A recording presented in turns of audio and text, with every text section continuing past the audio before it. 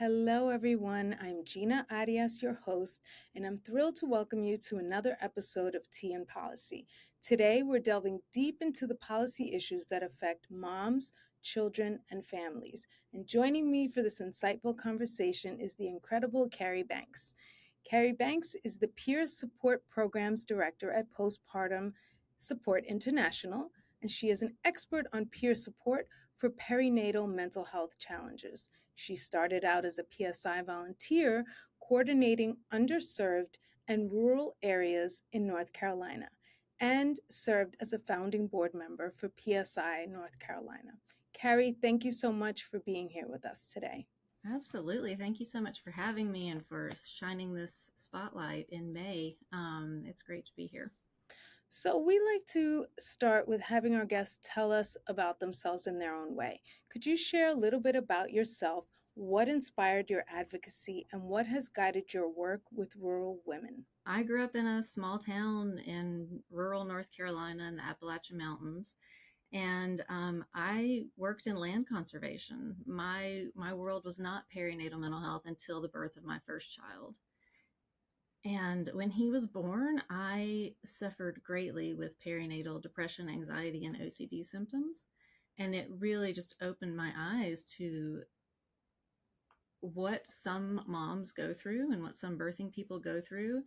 And it just completely changed my life. I thought, if there's a way that I can help people understand they're not alone, understand that there's help available and treatment available, that is what I want to do. So I started volunteering. And a lot of what you mentioned in my intro was the volunteer work that I first did with Postpartum Support International. And I just kind of volunteered my way into a paid position. I started out at 5 hours a week, and now I run a department that has over 40 people in it. And I'm just so proud of the work that we do at Postpartum Support International. And still at my heart, though, is really supporting parents, particularly rural parents who may not have access to the same resources that parents in the urban areas do. So I'm really excited to be talking with you today. Awesome. That's great. And thank you for sharing a little bit about your story and your journey to this point. As you mentioned, it is May, it's Maternal Mental Health Month, and I'd like to begin by grounding us in some of the data. Maternal mental health conditions are the most common complication of pregnancy and childbirth, and these conditions affect at least 800,000 women per year in the United States. Women in rural areas face many barriers to mental health, including stigma and limited resources.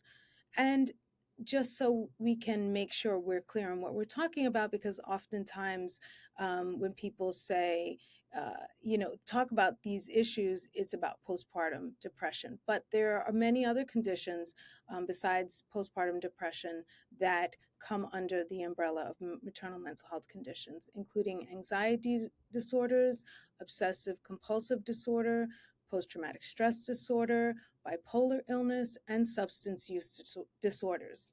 Carrie, could you tell us what are some of the mental health challenges that you most see, help new moms with in rural communities? Yeah, absolutely. So the rural communities in America and in Canada too, I believe, have this interesting push and pull where in a rural community you feel this lack of privacy where everyone knows you. Everyone knows what your car looks like, if it's parked out in front of the doctor's office or the therapist's office. When I was growing up, I could go into a store and someone would say, "Oh, you must be Jane Banks's girl. You look just like her." So there's really a lack of privacy and a feeling of being in a fishbowl for a lot of folks. But then on the other hand, there's this isolation where you may be, living in a house or an apartment miles out of town. There's no sidewalks. There's oftentimes no public transportation. We have women and parents coming to our groups often that say, "I'm just alone all day. My husband or my partner takes the car to work and I'm alone all day long and I can't go to the library. I can't go to song time." All the things that we tell parents to do to like find your community, they can't do it. Um, and for those who have access to internet, PSI and other organizations do try to provide that community virtually. But in some rural areas, that's not even an option. So there's the dual sided blade of like not having enough privacy and also being super isolated. And also with that lack of privacy can come a lot of stigma. I know in the area where I grew up, if you wanted to go see a therapist, you could either go see the person you go to church with, or you could go see the person you went to high school with. Neither a good option. So that's an issue, and having access to virtual services has really opened that up for a lot of folks in the rural area. You can now see someone in your same state in a city that has the specialization you need and perhaps takes the insurance that you have. But yeah, there's a lot of barriers to getting care and just getting support in rural areas. This is one thing that I learned today, actually, just today, that labor and delivery is the top reason for a hospital stay nationwide. And we know that rural communities have been dealing disproportionately with hospital closures. There are maternity care deserts, which are more prevalent in rural communities, which I'm sure you're familiar with. And just for our audience, maternity care deserts are counties where there are no hospitals or birth centers offering obstetric care, nor any obstetric providers. We know that this lack of access to obstetrical services puts at risk the health of moms and infants in rural communities and small towns, regardless of the family's coverage source. So, Carrie, how could you share a little bit about how this reality is affecting new moms in rural communities? Yeah, it really is impacting parents. We hear a lot in our support groups and on our helpline of people saying, it takes me 2 hours to go to my doctor's appointment. And when you're pregnant, you go to the doctor quite frequently, especially when you're later in your pregnancy. You're going quite often, sometimes weekly, if you're having, some kind of issue that needs to be checked on. And so imagine it takes 2 hours to get there, it takes 2 hours to get back. Do you have transportation? Do you have to take your other kids with you? Are you going to lose your job because you have taken off so much time to go to the doctor? So, what we see a lot is people miss their appointments. They don't get their blood pressure taken. They don't get, the diabetes screening that they need. And that is awful. People should have a right to access those things. So, that's one thing that we see. Another thing that we see pretty often is people who are super anxious about how far away they are from the hospital. So that anxiety is already, that causes health problems, that causes insomnia. You may not be able to eat. And people are very, very afraid of, giving birth on the side of the road because sometimes if you're 2 hours away from the hospital, that's a possibility. And also there's fear of, well, I could call the ambulance, but how much is that going to cost? Like, is that going to put me in debt to ride in an ambulance for 2 hours? And where are my kids going to go? And is my partner going to be able to ride with me? It's just a lack of humanity that people can't get care and give birth in their own community where their support systems are. And there's a lot of trauma that comes with that. If you get taken away from your family to give birth and something goes wrong and maybe they're not nearby, or your baby goes into the NICU. We've also heard folks losing their jobs because if they want to go visit their baby in the NICU, again, 2 hours there, 2 hours back, you're off work, you're missing work. Don't even get me started about parental leave. But it's really just not fair. The deck is stacked against these folks who don't have close access to medical care. Wow, that's a lot. I when I gave birth, I was in an urban area. I was in New York City. So some of these things you're sharing are actually very new to me. And thank you for talking about them, coming here to talk about them. One of the things we know is that besides the maternity care deserts, we have perinatal mental health deserts as well, with 70% of the US counties lacking sufficient perinatal mental health resources. So, how do moms in rural communities that may be in these circumstances manage when they're affected by maternal mental health conditions? It's difficult. It's difficult to access care, just any kind of mental health care in rural areas.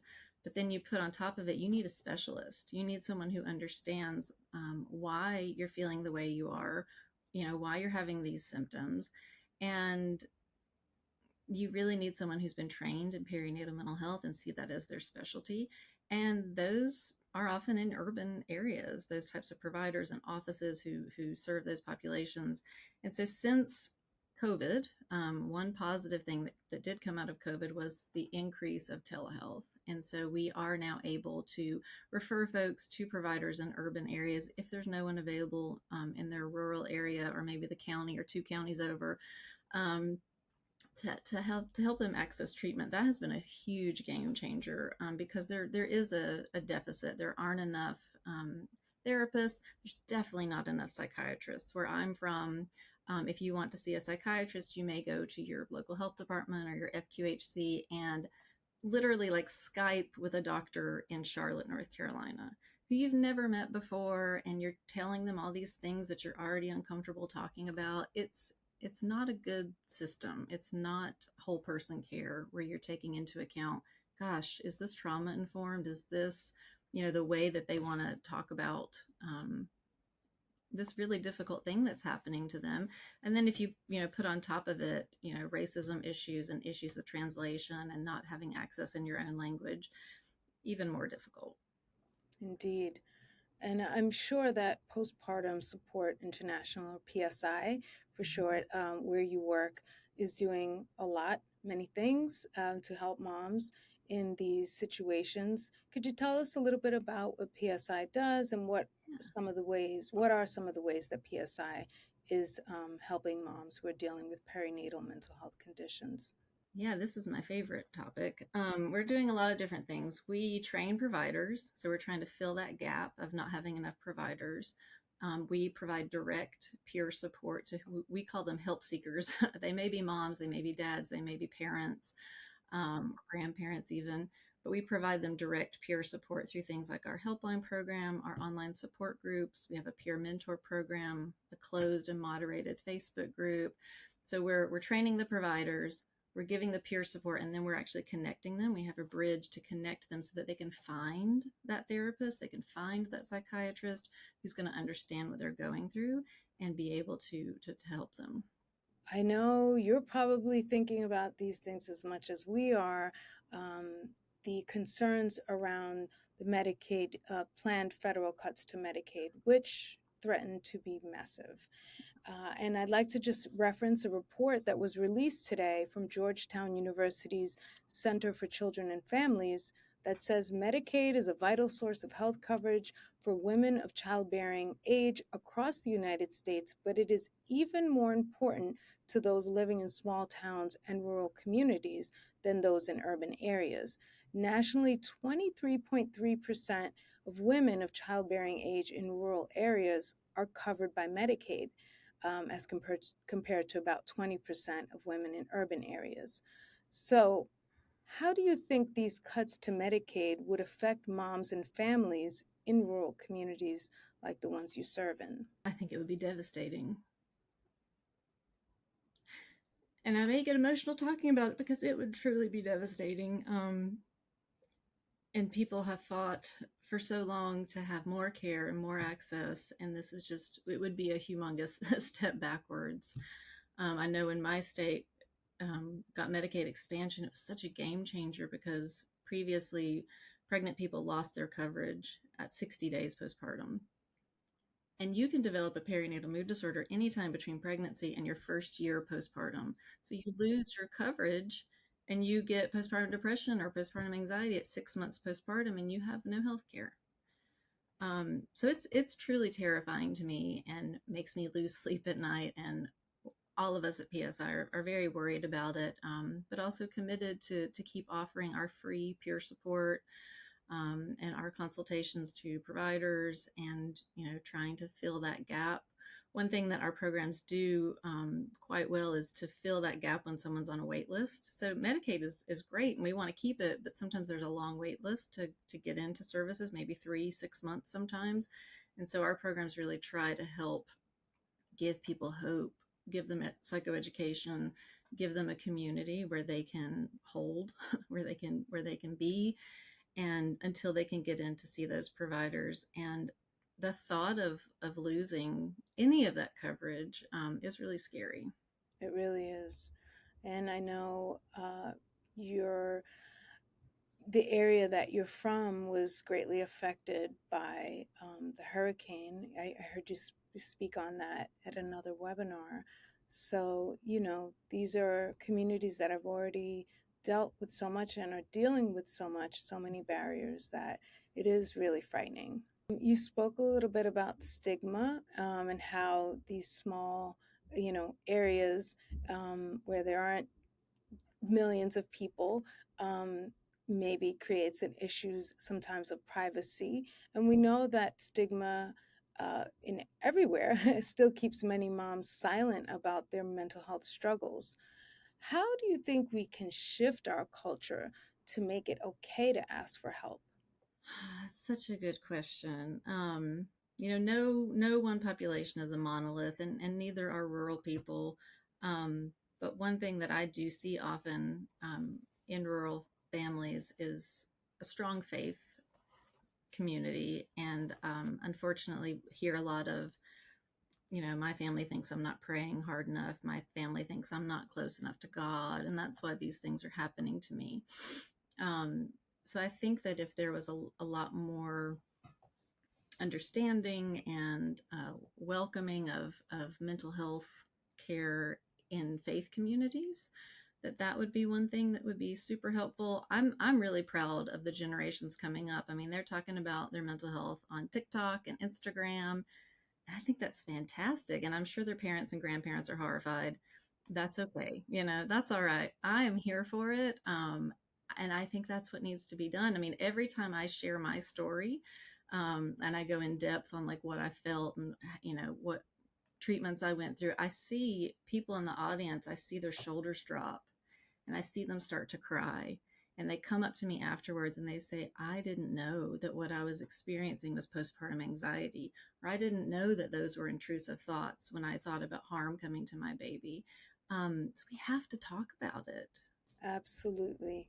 I laughed because my son is 23, and him and his friends and his generation, they're just way more comfortable talking about mental health issues way more than we were, Yeah, definitely more than my parents. it's um, wonderful. It gives me so much hope.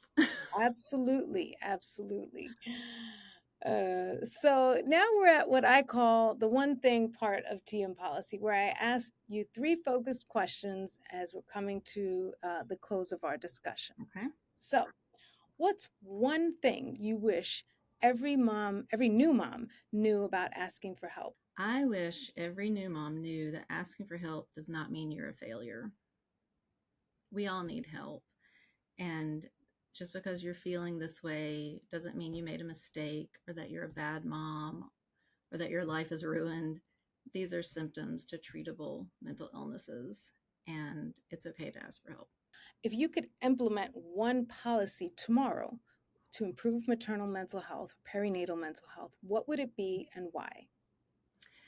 This is such a hard one because I have two kind of warring in my mind, but I think I'm going to say parental leave. Yes, Paid parental leave for both parents if there are two parents. We've seen studies that it improves mental health in such a way, such a big way. It would just make such a big difference for folks if they didn't have to rush back to work. If they had someone at home with them, it would be a game changer. absolutely. 100% agree. And before I get to my third question, I do want to say that here at Moms Rising, we are working on passing a federal paid family and medical leave, and that we're the only industrialized country that doesn't have this policy. So, Yeah, yeah, and thank you. I am aware of that, and I'm a fan. hey. So, finally, for those watching who may be struggling or love someone who is, what's one thing you want them to know? I want them to know they're not alone. So often we carry this thinking that, again, we've made a mistake or we're a bad mom or our life as we know it is ruined. You're not alone. 1 in 5 birthing people experience these symptoms. And, if you look at BIPOC populations, it's sometimes, some studies say it's more like 1 in 3. So a huge number of birthing people are experiencing these symptoms, and they can be debilitating. You're not alone, and there's help available. PSI, Postpartum Support International, wants to help you, will help you with free services, will help you gain access to treatment options, and you can get better. we're here to help, and you're not failing. You have a treatable illness. Indeed. Carrie, thank you so much for joining us today for this important discussion about maternal mental health. We've learned so much from you, including that we have a long way to go before each mom or birthing person has what they need to fully be supported before, during, and after birth. You've shared some wonderful resources, which we will continue to share out for anyone who needs them or to pass along to someone who needs them. Do you have any final words that you'd like to leave us with today? One way that we break the isolation of folks living in rural areas is to invite them to our virtual support groups. And we have folks that come to our groups 2 and 3 times a day because otherwise they are alone all day long. And we welcome that. So I just want to give a shout out to our support groups and our helpline and say that we are here for you. We have some folks who like drive up the hill so they can get good enough coverage to come to our groups, and they're in their car. We welcome you anyway. You can have on a bonnet, you can be in your robe. Like, we want you to come to group. You don't have to show your face. We're here for you and we want to support you. That's awesome. I really wish I had known about PSI when I gave birth to my son. Anyway, Carrie, thank you again for joining us. Thank you so much. I appreciate you having me here and all the work that you're doing at Moms Rising. Thank you so much. For more conversations like this and for more information, visit us at MomsRising.com and on all social media platforms at Moms Rising.